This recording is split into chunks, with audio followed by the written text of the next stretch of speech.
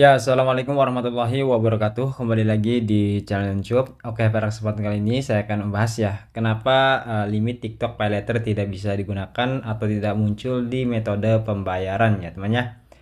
Nah, bagi kalian yang sedang mengalami permasalahan kenapa limit TikTok PayLaternya tidak bisa digunakan, oke, di video kali ini saya akan coba untuk membahas penyebab dan bagaimana cara untuk mengatasi limit TikTok PayLater tidak bisa digunakan ya. Oke, di sini kita langsung saja ke pembahasannya, teman ya.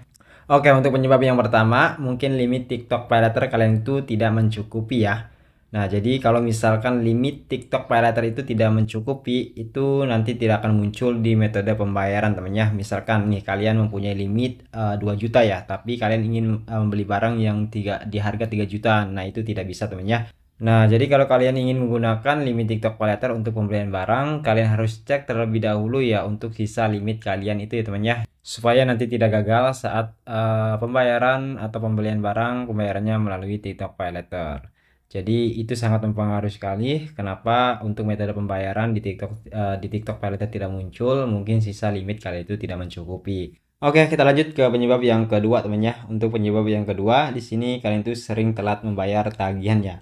Nah, ketika kalian itu mempunyai tagihan dan sudah tertera ya untuk pembayaran tanggalnya, tetapi kalian itu sering terlambat saat pembayarannya. Misalkan nih kalian mempunyai tagihan tanggal 3, tapi kalian tuh sering membayarnya di tanggal 5 ataupun tanggal 10.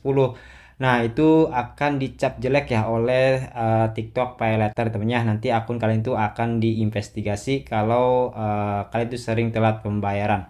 Nanti akibatnya akun kalian itu akan dibatasi atau ditangguhkan, temennya. Jadi jangan sampai kalian itu telat saat pembayaran tagihan ya.